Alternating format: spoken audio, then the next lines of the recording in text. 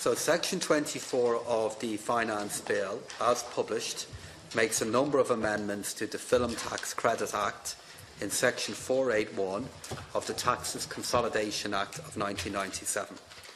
This includes legislation for the extension of the relief beyond 2020, providing for a regional uplift subject to state aid approval, implementing the new application procedures and putting applications for the relief on a self-assessment footing.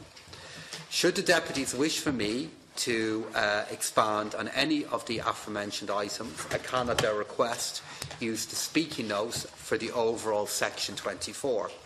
So I will, however, just for now, be speaking only in relation to the proposed committee stage amendments to the bill as published. As I've just stated, the bill will provide for a new application process in order to obtain relief under the credit. This will separate the current application process between the Department of Culture, Heritage and the Gaeltacht and the Revenue Commissioner. The new procedure will result in the Department of Culture, Heritage and Gaeltacht being provided with taxpayer confidential information for the purposes of the amendment. Amendment 122 amends Section 24 of the Finance Bill to introduce a provision which will designate the Department of Culture, Heritage and Gaeltacht as a service provider for the purposes of Section 851A of the Taxes Consolidation Act of 1997. This change will ensure that personal and commercial information revealed to that department for tax purposes under this new application process is protected against unauthorised disclosure. Additionally, the remaining amendments provided for a number of technical amendments to the legislation is published to ensure the provisions introduced as part of Section 24 operate as intended. Okay, so that amendment 113. Drew wants to speak on this. What is it on? Film? Is it film? It is film, yeah. Oh. Just made it. Just made it. Okay, so, Minister, sorry, could I just get the Chair's clarification? The amendment that I submitted on this... Yeah, we're not dealing with that yet now. We're dealing with, at the moment, we're dealing with Amendment 113. Your amendment is 116. Right. Which was out of order. And I did query this with the... yeah, you blame me for it. No, I didn't blame you, of course, Chair. But I did query this because I was told, if I could just say this for the record, I was told that the amendment was ruled out of order on the basis that it might be a charge on the Exchequer insofar as it might reduce access to the relief. And I said to the Bills Office, or whoever deals this, that was not, under no circumstances would it do that, nor was it intended to do so. But that it was a clarification of a condition that's already in, there's already attached to Section 481 tax relief, which requires that the relief should produce quality employment. And essentially my amendment simply sought to define and clarify what quality employment is. So I don't understand how that ruling could have been made. I just suggest maybe a way out of it, because we were starting with the Minister's Amendment 113, and I cannot take your amendment because it's ruled out of order. But when we get to the end of Section 24, sorry, is it? Yeah, Section 24, which will be just shortly now, might allow you to address that issue. Okay. You know. All right, okay. so you can speak to it then. I'll address the section and then you can raise the issues on the section rather than the amendment. Okay, and you've explained the amendment, because sorry, I was just over the door. I mean, we'll deal with it in that way, Minister. Yeah, so, sure. And that accommodates Deputy Boyd-Barrett. Okay. So we'll dispose of the amendments then. 113, that the amendment be made. 114, that the amendment be made. 115, that the amendment be made. 116 is out of order. 117, that the amendment be made. 118, that the amendment be made. 119, that the amendment be made. 120, that the amendment be made. 121 that the amendment be made. 122 that the amendment be made. 123 that the amendment be made. So now, in addressing the section then, will I ask Deputy Boyd Barrett to address the section and then... Sure, whatever you want. Well, I think it's better. Well, I certainly have comments in section, and I mean, I don't know where to begin, to be honest with this. Let me say, Céarlach and Minister, that I think we need to, if anything, increase investment in film and the arts generally. I believe that the film industry potentially has enormous potential for this country. We have a huge pool of creative talent. We have a fantastic tradition of acting, of filmmaking, of writing, of people in the technical side and the construction side and so on, who have produced a pretty amazing legacy of film production. And I think we could do a hell of a lot more. I think we are frankly underperforming compared to where we could be, in the same way as Ireland has a literary tradition that way boxes above its weight for a small country like ours internationally. I think we could do exactly the same with film. So I would be for dramatically increasing the amount of public investment that goes into film production. But I have a big problem with the manner in which it is being done. And much of that problem revolves around Section 481 tax relief. Now, the current tax relief has a condition attached to it. And I'll read it out to you. It says that the film, in order to qualify for Section 481 tax relief, it should act as an effective stimulus to filmmaking in the state through, among other things, the provision of quality employment and training opportunities. Now, when the Film Board and Screen Producers Ireland came into the Arts Committee, essentially to make the case and for the continuation of Section 481 relief, and there has been a pretty sustained media campaign and so on by certain people in the film industry to try and ensure the continuation of Section 481, they made the claim that there were 17,000 jobs in the industry.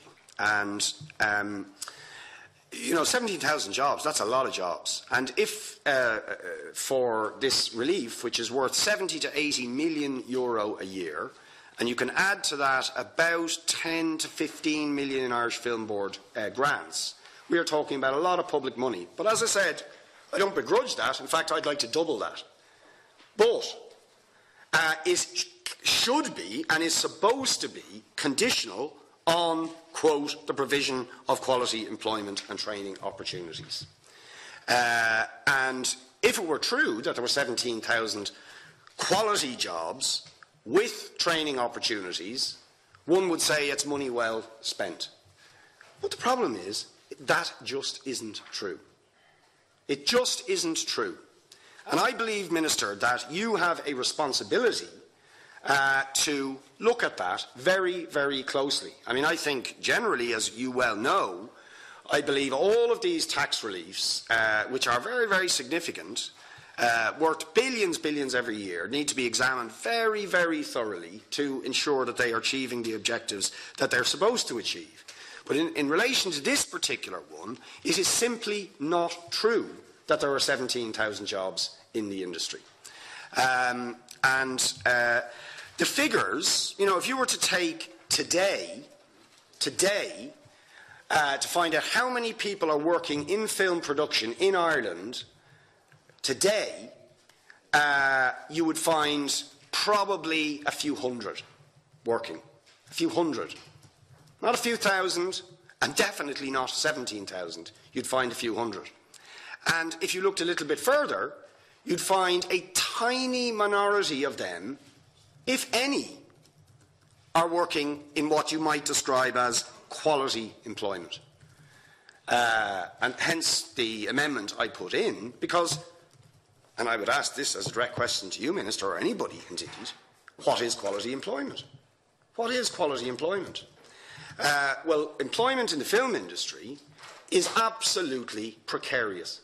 Absolutely precarious. Because people who work in that industry are effectively a hire-em and fire-em workforce, employed on an if and when basis, from production to production, by special purpose vehicles which are come together, are established for the purposes of making a particular film and then disappear when that film is over.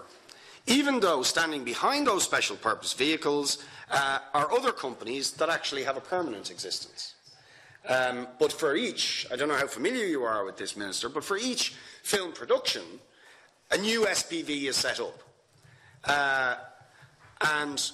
But the company standing behind it is the company that gets the money, but the SPV is the company that employs the workers and then disappears. Appears like a mushroom and then sort of disappears in a puff of smoke, leaving the workers with absolutely no rights and entitlements whatsoever. And of course, that kind of precarious situation, as you could imagine, means that the people who are working in the industry have absolutely no guarantee whatsoever that when the next film production that comes along, which will be made by exactly the same parent company in many cases, because there are really only about 8 to maybe 12 companies that get the bulk of Section 481 tax relief.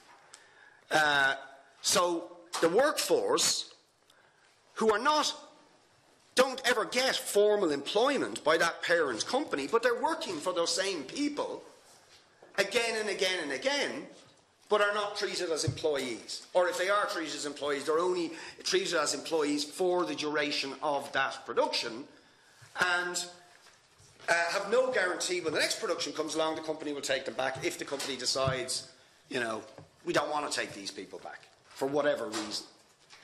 It's totally precarious.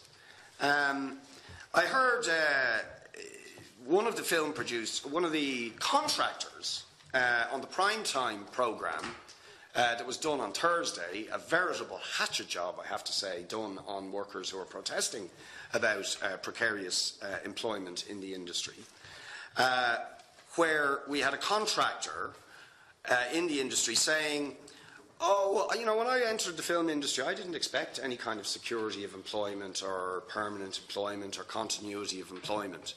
Now, if a contractor wants to have a totally precarious existence because that's their business, that's up to them. I don't quite honestly see why anybody would want that, but, that's up to them. But the idea that that's what every single worker in the industry should expect and have to put up with is total precariousness, where I think he actually used the phrase, you're only as good as your last job. Right? Now, if a contractor wants to work on that basis, that's up to them. But the idea that that should be the basis of employment in an industry, you're only as good as your last job, defined by who, by the way? By the production company who gets the 481 relief, who has absolutely no obligations to the employees that they may have employed on and off for 15, 20 years. Some of these workers who were then vilified by RTE. It was really shameful, prime time. And, I have great time for RTE and public service broadcasting and so on. But what they did on Thursday was really bordered on unethical in its treatment of workers who are protesting about the total precarity of their employment conditions. To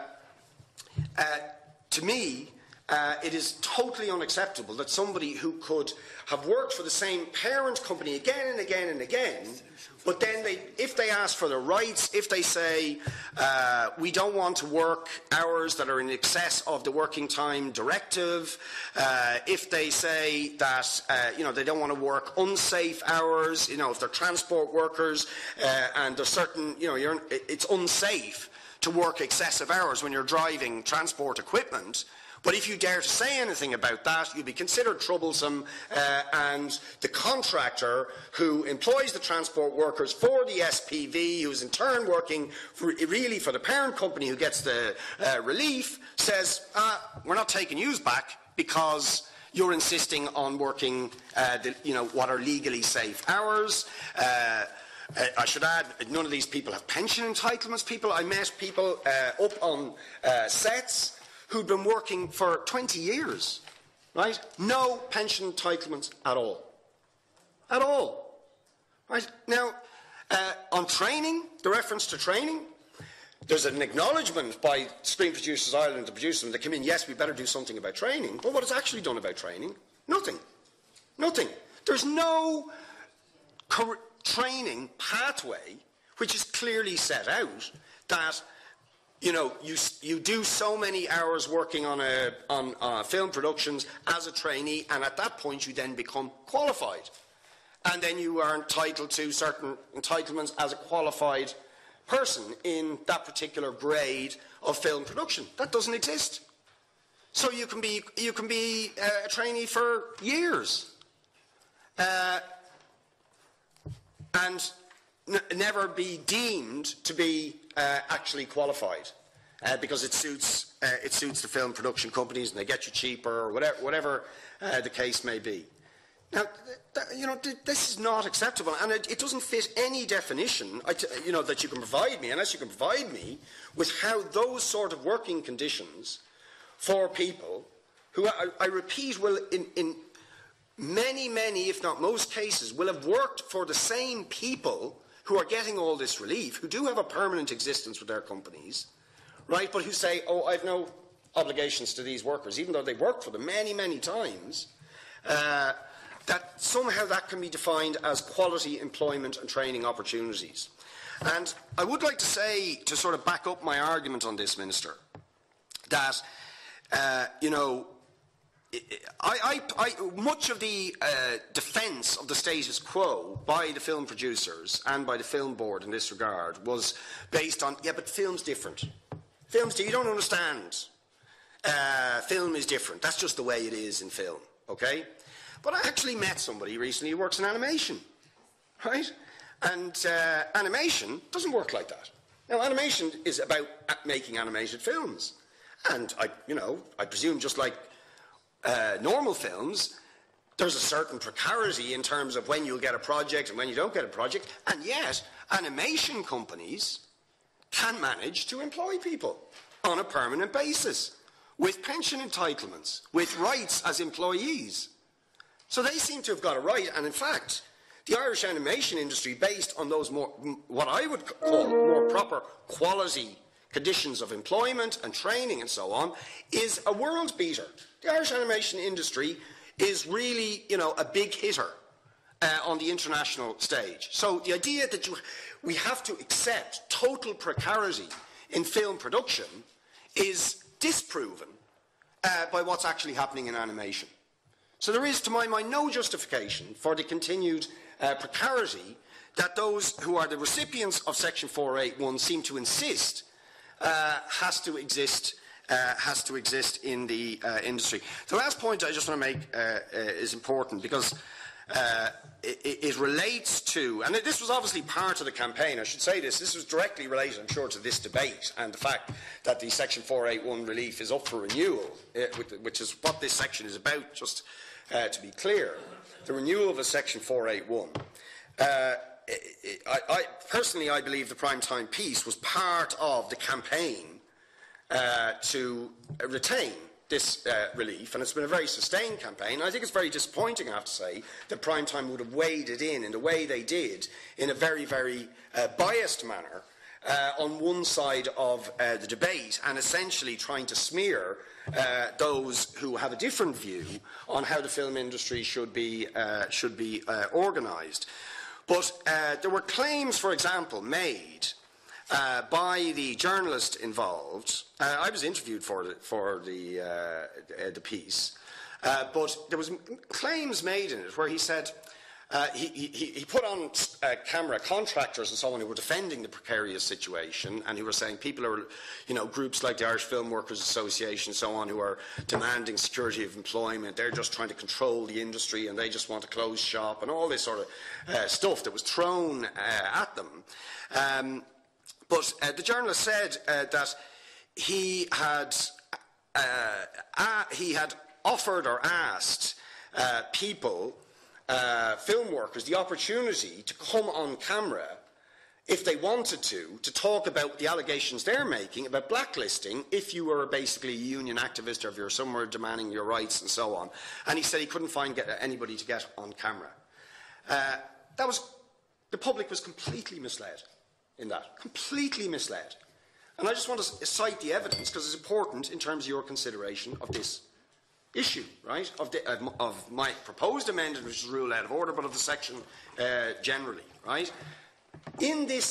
Probably in this committee room, but in these committee rooms, at the first hearing of the Arts Committee, the equity representative from SIPTU, not from the maligned Irish Film Workers Association, that were maligned very badly, I think, in the prime time, but from SIPTU, was asked by me, is there blacklisting in the industry? And the SIPTU representative, and people should look back at the transcript, and I sent the transcript of this before the airing of the primetime show to the journalist.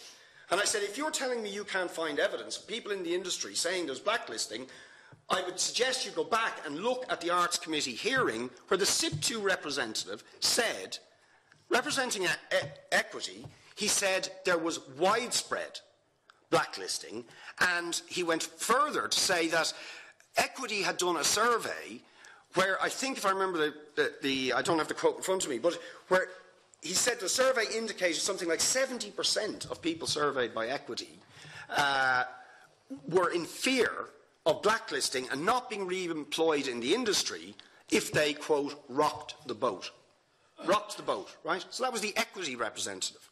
Furthermore, dozens of members of the GMB union, again not mentioned largely in the primetime piece, which is not the Irish Film Workers Association, attempted to phone the journalist and said they would speak to the journalist about, on camera, about blacklisting in the industry. That was not acknowledged in the primetime show.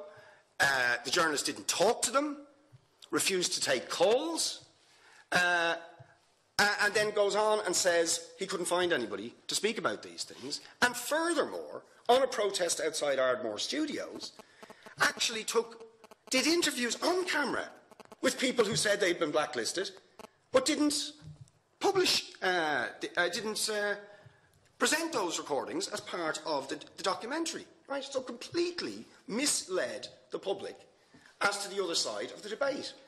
And so there's a sustained campaign to deny the fact that there is a serious problem in the industry in terms of precarity. And I just want to say to all of those involved, to the Minister and to everybody, including the film producers, this is not good for the Irish film industry.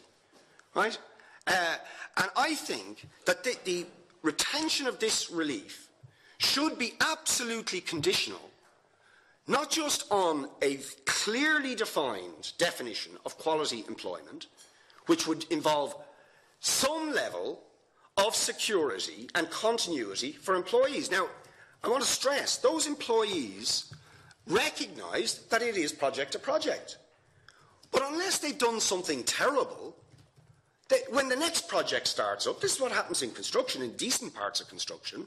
Yeah, you get employed directly, not in all the bogus self-employment stuff and whatnot, but where it's done properly, you're employed for a job by a particular construction firm. That project may end, but unless you've done something absolutely appalling, that firm will take you back on the next project. Right? And you have rights, and you build up pension entitlements, and you have rights as an employee and so on that accumulate. But this is not the situation in the film industry. Now, I put it to you, Minister, that has to be the definition of quality employment, and that the giving out of this very, very generous tax relief has to be conditional on that kind of thing. And I wanted noted in that regard that that sort of recommendation was made by an all-party Oireachtas committee of which all parties here were present, and agreed to it, made recommendations that we needed to look at the question of continuity of employment, quality employment, and a proper career structure in terms of training and career progression. And also, it made a recommendation that there should be a stakeholders forum for the film industry, where all stakeholders come in from the different grades, and that includes the contractors, the producers, the politicians for that matter, anybody who has a genuine stake in this, but it should include all grades of workers, and no organisation should be excluded from that. And again, the campaign over recent weeks has been to try and exclude specific groups on the basis of hearsay-type allegations, and I've no doubt, by the way, that this thing has got very bitter on both sides, got very bitter, right? But I do believe there should be a will on the part of all sides to get over that bitterness, and the only way that can be done if it's all sides say, yes, we are willing to sit in the room together and try and work this out to the benefit of everybody. And I think, Minister, you need to set down a marker that the giving out of this relief will be contingent on the convening of that forum that was recommended by the all-party committee. That this stuff cannot go on in terms of precarity of employment and in terms of having a genuine stakeholder, consultative body where issues and problems can be ironed out in a fair and reasonable way, and that should be the condition of getting this film relief. Minister, to the general section 24. Yes, I can. Thank you, Chairman. Just to touch on the different points the Deputy has raised there, and I think there was 5 of them. If I begin with his earlier point, his first point, I think it's great, Deputy, actually, to hear you acknowledge that in one area of creativity in our country, we are living in a golden period, because I think we are in relation to literature.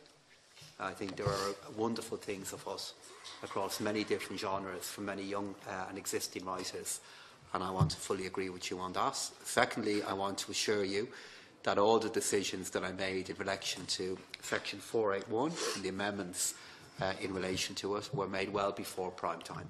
Okay?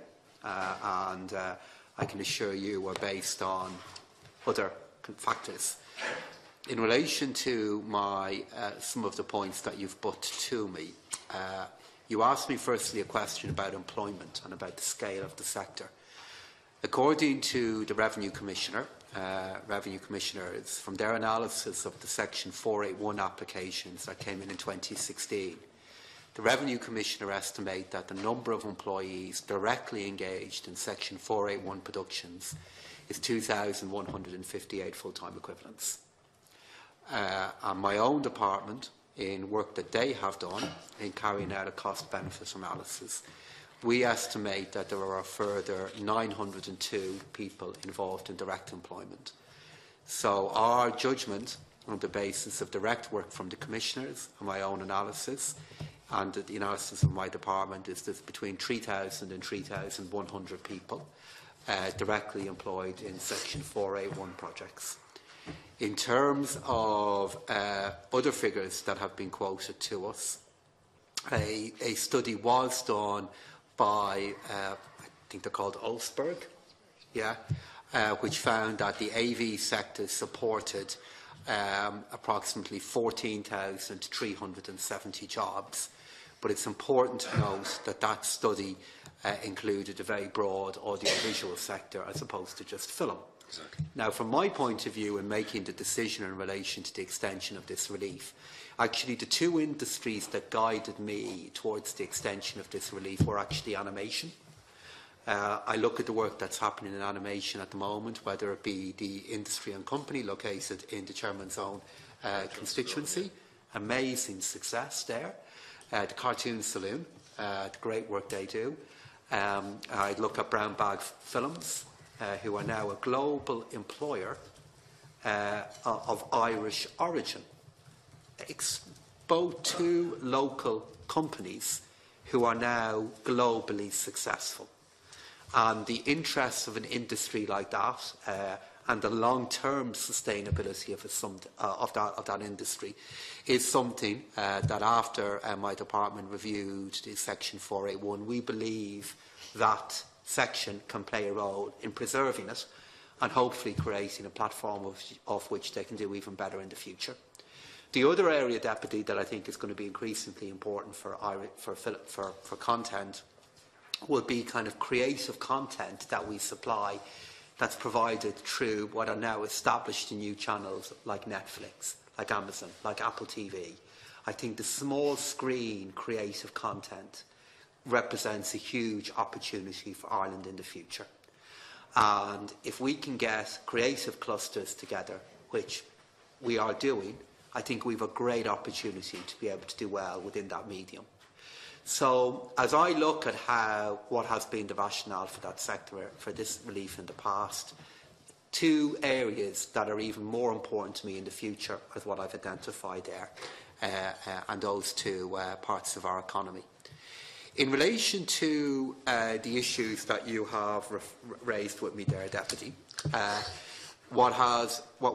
listened carefully to what you said, actually, because you have raised this with me on a number of occasions. And I am aware of some of the debates that are developing in relation to this. So, in relation to a forum within government, within which this matter can be looked at, an audiovisual steering group has now been established within government, which includes officials from my own department, so my department will participate in this. And the Revenue Commissioner will participate in this, so we will be in this group. It will, in addition to that, have the Department of Culture, which you would expect, the Department of Business, Enterprise and Innovation, and the Department of Education and Skills. And the effective operation of this tax credit will be one of the early items on the agenda. And this group will be participating in the Screen Industry Education Forum. I don't know if you're aware of this, Deputy, of this forum. Maybe this is a way of pulling together a group of all stakeholders in the way you've referred to. And they're going to have their first meeting on the 19th of November, so early the week after next. And my understanding is that the aim of this forum is to focus on how skills can be developed within the sector and opportunities within the sector. Now, where I think it's a point worth making, and you did touch on it yourself, like there is a nature of this industry that because it is production to production, does mean the work patterns are very, very different to other parts of our economy. And even in construction, which you've referred to there, which is also by project, but it does tend to happen within large and existing companies, and they're able to move, their workers from project to project. The nature of some creative industries is because they are project to project, and the employers behind those projects differ. That does mean that the work patterns are different. But that being said, what I do want to indicate is that I'm laying out today that I'm going to keep this relief in place now for a further 4 years. I've outlined the reason for that. And what I'll do now is, as my officials participate in this working group, we will be looking at issues regarding how we can ensure that this industry is more sustainable in the future, and making sure that, that the skills development and the quality employment that you have referred to, that is carved out as a qualifying criteria for this relief, we'll look at how that can be developed.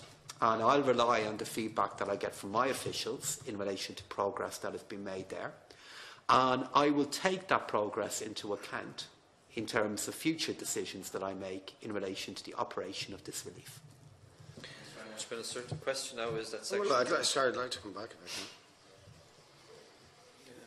You're out of order. Pardon? You're out of order. Not on the section. Not on the section. As always.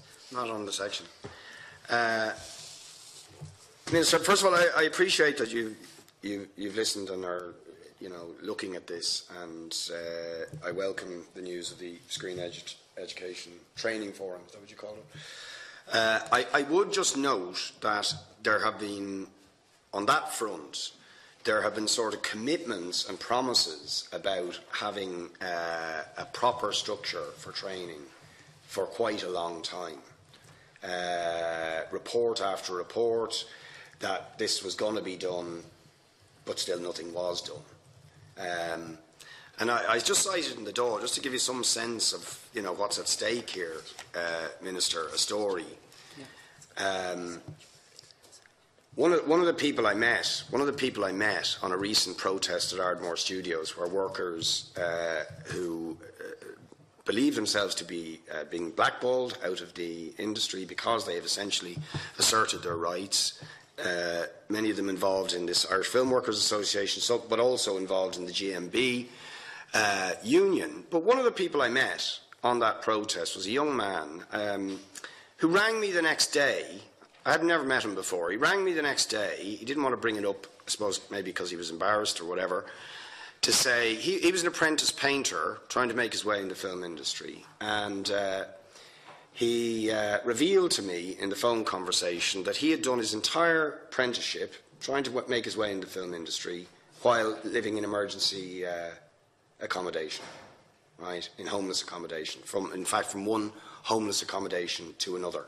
And he had children who he couldn't get to see because he didn't have a stable place to live. And I spent last week interacting with Brendan Kenny from the Dublin City Council Housing Department, and in fairness, we came to an agreement that I think will sort this young man out. But for 4 years, he's been living in emergency accommodation while trying to do his painting apprenticeship, working in the film industry in this totally precarious environment, right? So that's just not on. And indeed, the IADT, is in my area, and a lot of the people there, it's a fantastic institution, and there's, wonderful equipment and so on, it's put in there in recent years, and great courses, training people. But for an awful lot of people who come out of that, is that the future that's facing them?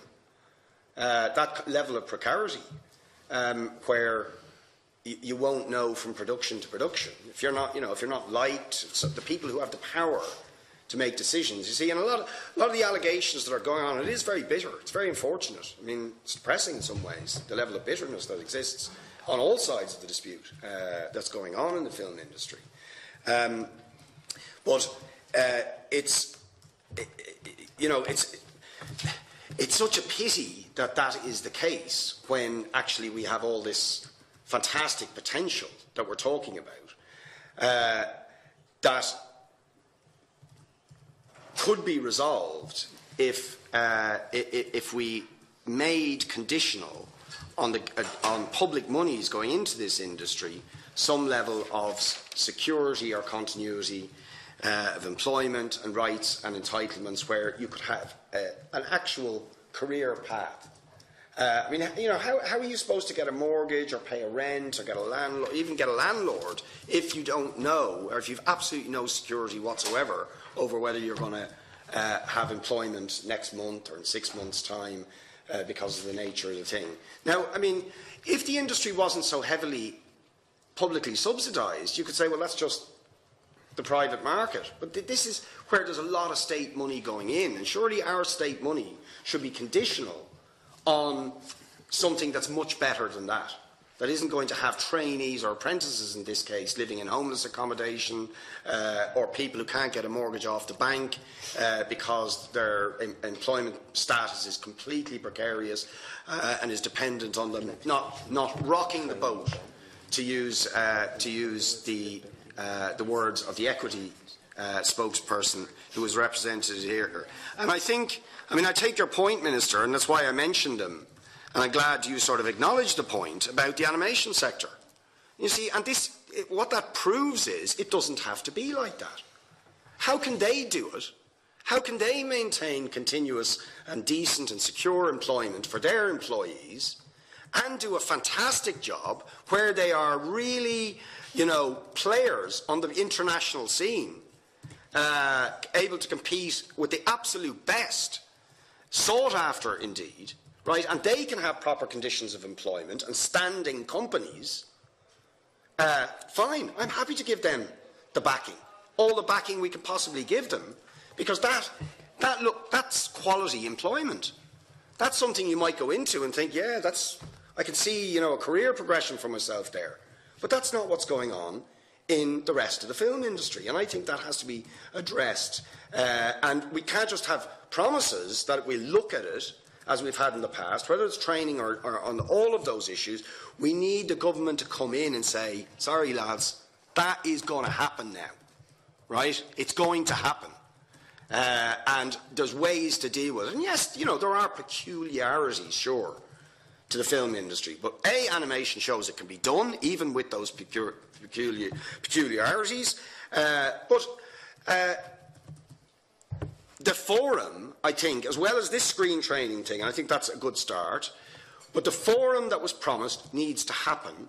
And I think you need to say, and the Minister for Arts and so on needs to say, nobody's being excluded from that. Because if we start to go on the basis of one group maligns another and they malign them back and there's mud being slung all over the place, you won't have a forum, right? Or you won't have a forum that means anything because half of the people who are affected by the decisions of that forum are left outside the door.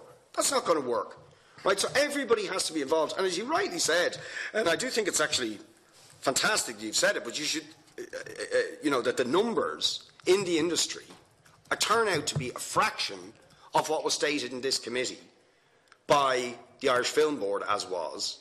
Right? They came in here and said 17,000, and you're saying 2,800. There should be questions about that. How could they have come in here and said 17,000 full-time equivalent jobs, and it turns out there's only 2,800? And even those are not. I don't know what the breakdown is of those in terms of PAYE versus contractors and so on. So I'm glad of the extra scrutiny, but I would like to think, Minister, that you would give some sort of assurance that that forum for stakeholders is going to be happen, that there's going to be a timeline for it, that everybody will be included in it, and that ensuring quality employment and training opportunities will actually be policed and strictly conditional on people getting this relief. Thanks. Thank you. Yeah, I will. Thanks, Chairman. Just 3 points in response back. The first one is it's entirely possible, and I'd expect it is the case, that the former Film Board are right, and my figures that I've given you are right as well. That the figures that I've given you that are directly available to me by my through my department focus purely in on Section 481.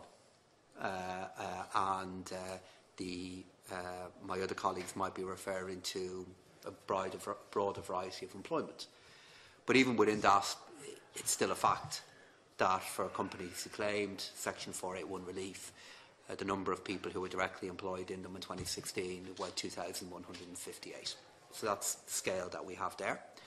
In relation to the second point that you said to me, I want to be clear about what I'm saying here. Like, there are many issues that you've referred to that fall outside the scope of tax policy, like the level of income, how a company looks to recruit. They are decisions that the company themselves have to make, and we have the National Employment Rights Agency, whose job it is to look into all of that and make sure that's properly regulated. What I'm saying to you, though, thirdly, is that legislation lays out what the objectives are. I have said in the Finance Bill now I'm going to extend this relief for a further 4 years. And now by my officials participating in this group, I'll use their feedback to assess if further change is needed in the objectives, in meeting the objectives that the legislation lays out. And it's open to me as Minister for Finance to decide if I need to make changes in that area. In relation to the question that you put to me regarding the forum, look, this is a matter for Minister Madigan, and I'm sure she's playing a role in it. But I would hope that any forum that's established, these things only work if you have breadth of inclusion, and that it's a forum within which everybody has an opportunity to put their point forward and feel like they've been heard. That's just a general principle and lesson and a view of my own. But it'd be up to the Minister to decide, if she is playing a role in that forum, how it's set up. I have one more question. We have to conclude on it. This will be quick. Don't worry, we'll fly through the rest of the sections, John. I notice, You're saying I notice nobody else is laughing. Minister, you're saying that some of the issues that I'm raising are outside the remit of this bill or your department, but even the legislation as it stands has a specific reference which I mentioned to you. So it is already conditional on quality employment and training opportunities. Okay? So that does fall in your remit. I didn't write that legislation. I didn't propose that amendment. That's what's in the legislation. So this stuff is directly relevant to you, and it's directly relevant to this section that we're discussing and any amendments pertaining to it. Okay? So I just want to state that clearly. Now, one question I asked you, and you didn't answer it, and it's not because I think you're avoiding it, it's because we're having quite an expansive discussion, but I do want to ask you, given that it's in the legislation, would you define for me, and more importantly for the people who benefit from the relief that you give in this bill, could you define quality employment and training? Because it is a condition of getting this relief. Could you define quality employment and training? It's not a quiz now, Chair. No, it is. This is about the relief. Question, so we'll ask the Minister to respond. Deputy, I'm going to disappoint you by telling you I don't know enough about the work patterns and income trends within that part of our economy to be able to tell you what is the appropriate level of income that an actor or a screen producer or set designer should have. Well, my point still stands, Deputy, that the level of knowledge that I have about how that sector is organised, I don't have enough knowledge to be able to give that question to you. But that's where the Department of Culture play a role, because they have the understanding of that sector and they have an appreciation, I hope, of the different matters that you have referred to. And it's worth making the point that in the context of the Finance Bill, we have now changed the certification process for claiming this relief. So what will now have to happen is the production company will have to engage with the Department of Culture before any work begins on a project. And in particular, that engagement will allow and should allow earlier engagement on how training, for example, has delivered than has been the case up to this point. So what's going to happen now is we have split the certification process, and we are requiring now that a production company that's looking to engage with and access Section 4A1 relief has to go and engage with the Department of Culture on this. I'd like to put the question that Section 24, as amended,